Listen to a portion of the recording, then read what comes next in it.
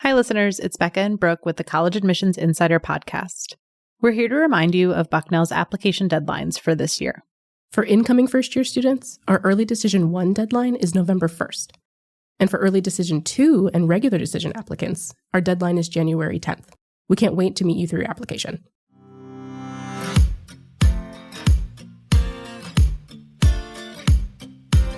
Imagine you're on an airplane, one of those big ones designed for international flights.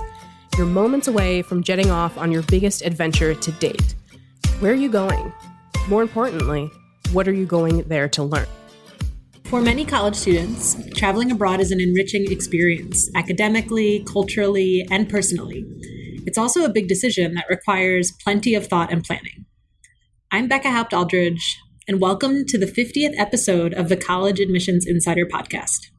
Today, we're giving you a bird's eye view of studying abroad. I'm Brooke Thames, also from Bucknell, and over the next 20 or so minutes, we'll chat about the kinds of study abroad programs universities typically offer, when to start working study abroad into your college journey, earning academic credits for international courses, and more.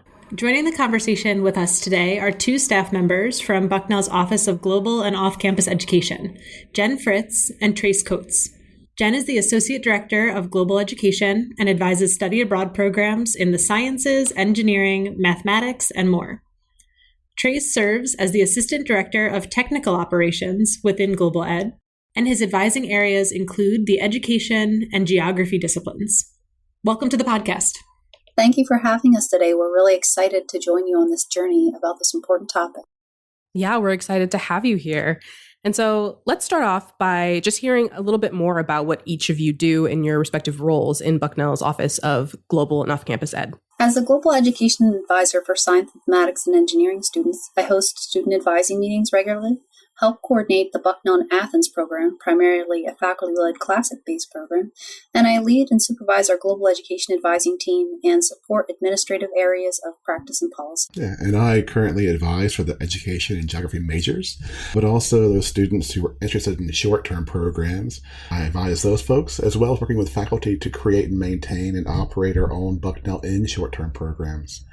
Additionally, I manage all the health and safety issues that arise with study abroad, as well as our student record systems. And this might sound like an obvious question, but why should a prospective college student consider studying abroad? Sure. Some major student benefits of study abroad include intellectual development, professional and career development, personal development, increased self-awareness, interpersonal skills, and opportunity for development as for global citizenship skills. These alone may motivate students, but there's many other reasons why. There's a famous quote, "The world is a great book for which they who never stir from home read only a page." Even the best universities in the world support students to encourage them to study abroad and acknowledge that there's much more to be learned off campus than a single campus can provide. So we are entering an era where increased awareness in global issues is just beginning, and the student capacity to move beyond awareness to action is necessary. So students studying abroad are not only having classroom experiences, but now also engage in research, internship, service learning, and opening up new job possibilities. Yeah, I love that quote, Jen. And study abroad programs are surely, one of those really great ways for students to really broaden their horizons while at college. And I imagine that study abroad offices and programs differ widely across colleges and universities, but what kinds of study abroad opportunities are most common? Well, common's kind of tricky since there are so many types of programs, like locations and student interests, and they tend to be very student specific. So in terms of like a time frame, the majority of our programs tend to be semester long programs, with the popularity of summer and short-term programs increasing over the past few years for sure. And when you say short term, is that like a January term, a spring term? How do you define that? It tends to be summer and occasionally a January term program. Like the timing matters. So short-term programs tend to be in that 3-week range to possibly as long as maybe 10 weeks over the summer. And it's hard to get that time frame in the winter term, but there are a few programs that squeeze it in. So it can be either winter term or summer term. Our prospective student listeners are maybe just now launching into their college search. What would be the best way for them to get to know what study abroad options and processes a school has, like some of the options that you mentioned? Sure. During the admissions process, depending on how they enter that, we encourage students to attend events and panels that specifically focus on study abroad. Some are hosting these as part of their online adventure, also as in person when they come and visit the campus. If they're visiting campus, we encourage them to talk to their tour guides and see if they've studied abroad, or even stop by the study abroad office directly. In addition, review their website. Many of our students say they review websites regularly before coming. If they come on campus, talk to faculty advisors who regularly articulate the benefits of study abroad and how to enhance their coursework while abroad. In addition, many of our students also gather information on social media as vignettes of what other students are doing. And so we talked a little bit about the differences between programs in terms of length, but I wonder also, are there differences in terms of those processes or the ways in which students might be able to access study abroad programs? Yeah, so some programs can be harder to get into, so they'll require students to really apply a little bit earlier. Most programs, really what they're looking for is student interest and kind of a combination of why they're choosing this program and why they're applying to that program. So some programs are pretty open and some can be more restrictive. Say if you want to do field research in Kenya on animal behavior, then you probably need some background in animal behavior before you go. Does that make sense? Yeah, definitely. That why you want to go on a study abroad is, I imagine, really important, if not, one of the most important pieces. And, we know that study abroad programs aren't just for fun and sightseeing. There's an academic component at the heart of probably nearly every trip.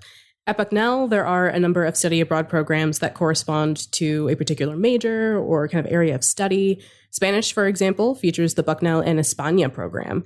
Trace, can you tell us a bit more about the link between study abroad and academics? Well, definitely, sure. I mean, certainly we're biased and we think everyone should go on study abroad, but we don't want it to be at the expense of students' academics or graduating in 4 years. So this is why we kind of advise students by their academic interest or major to help them align study abroad programs that meet their academic needs and interests. We also work with students to kind of get a feel for their curricular map, so to map out what courses they've had or need to take into the future to see when study abroad is going to work for them and what semester or short term, etc.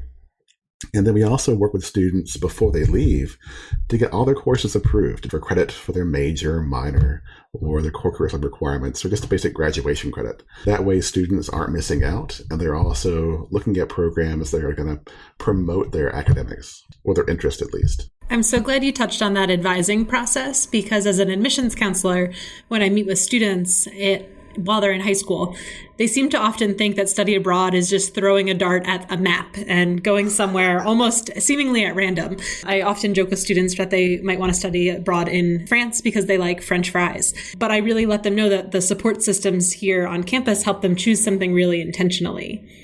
So what about a student who wants to study abroad, but doesn't necessarily find a program at their university that's the right fit? Are the advisors in a global ed office able to help connect them with other opportunities? Absolutely. Engaging a global education advisor for a full meeting is usually one of the most helpful steps.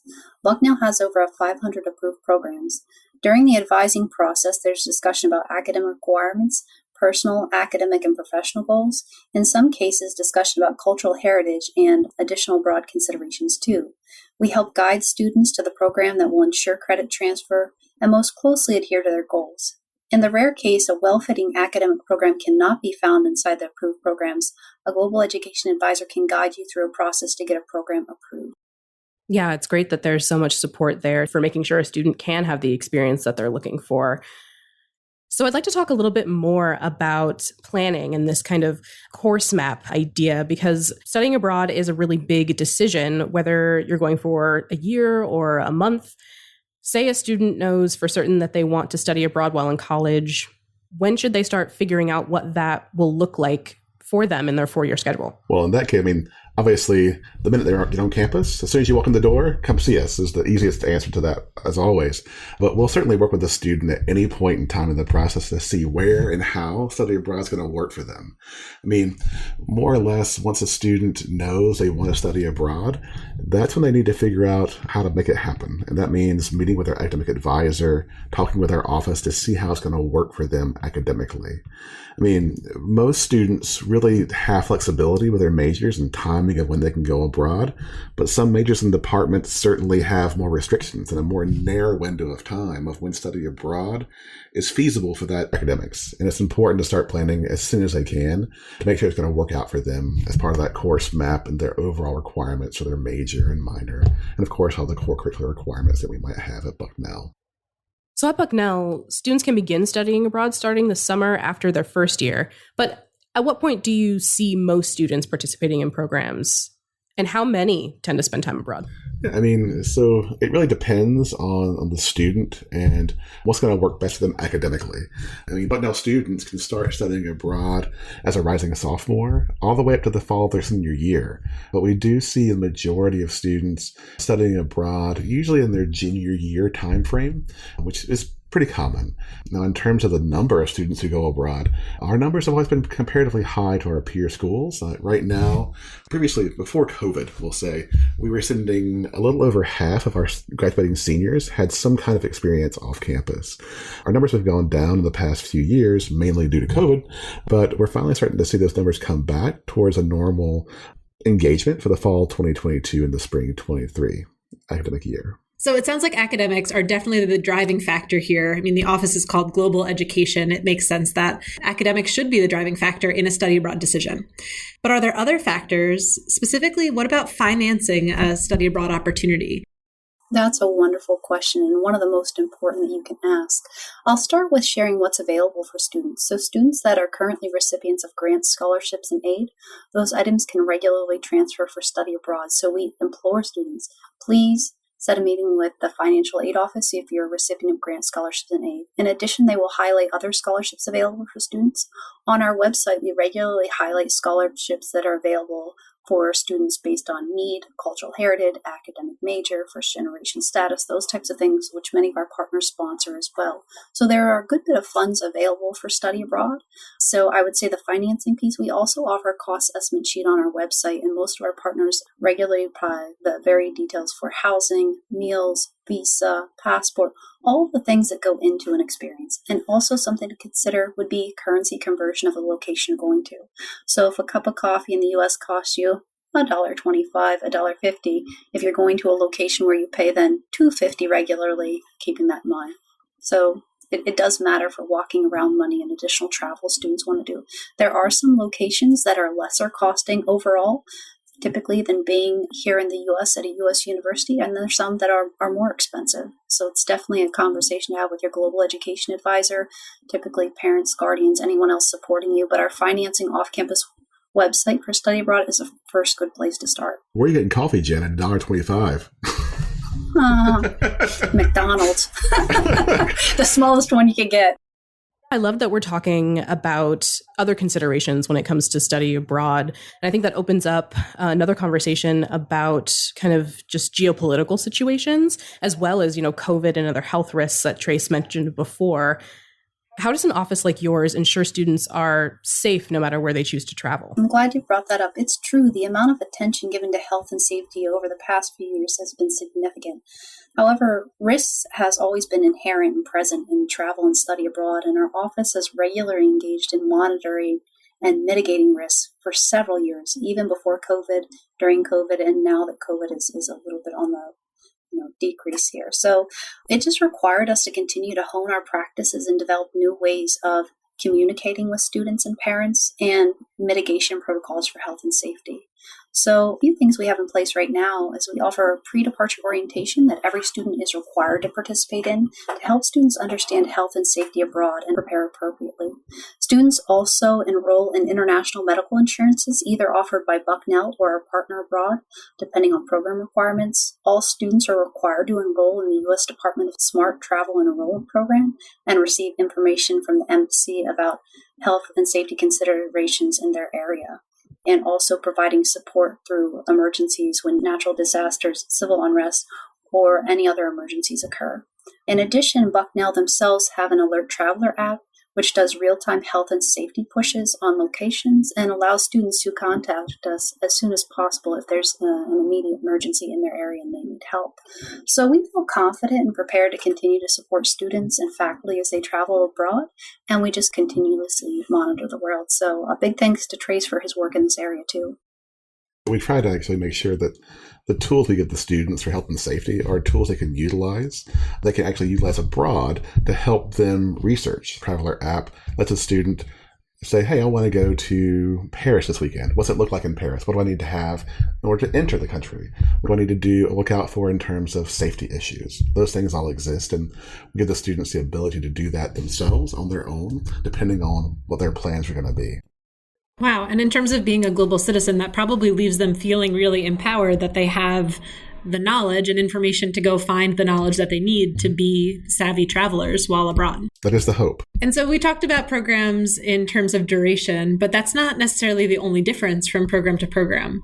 Some programs seem to be purely educational, while others might revolve around some type of hands-on project. Can we break down how learning experiences might vary from program to program?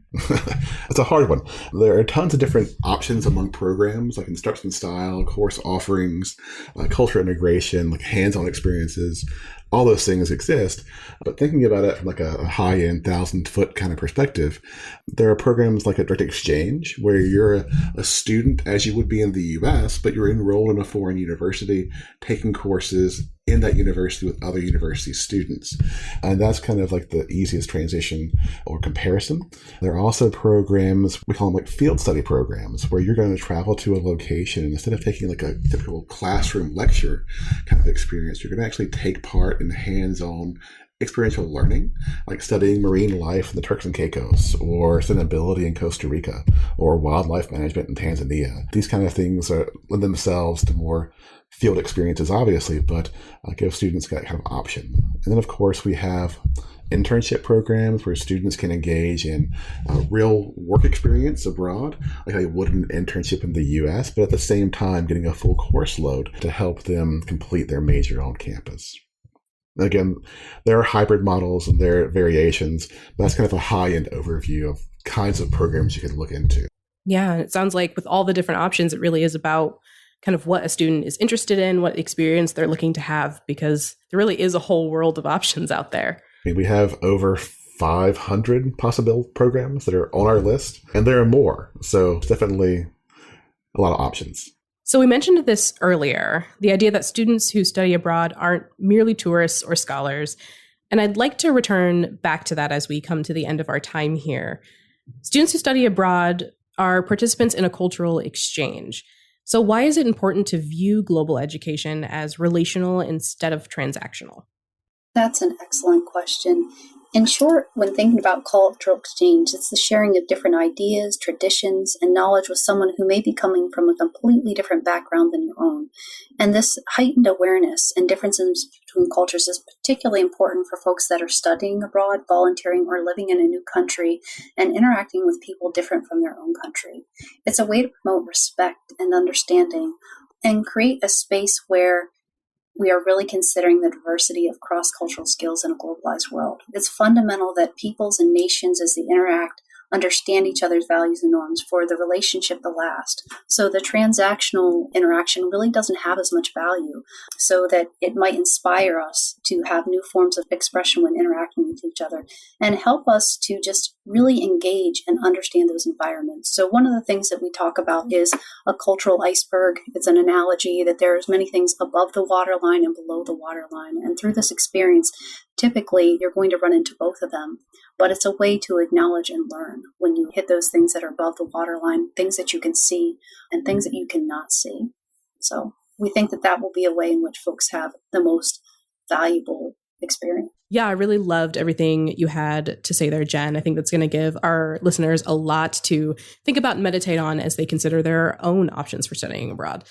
Well, thanks again to Jen and Trace for guiding us through this really important conversation. Thanks for having us. And thanks to everybody out there listening. If you're a fan of the podcast, please take a moment to rate, subscribe, and share this episode with the high schoolers in your life. We'll be back with another episode in just 2 weeks. In the meantime, send your questions, comments, and episode ideas to podcast@bucknell.edu.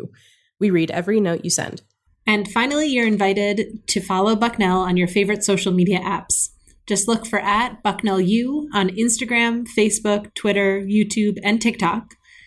And you can follow our student-run Instagram account, which is @IamRayBucknell. Until next time, keep on reaching for your dreams and your dream school.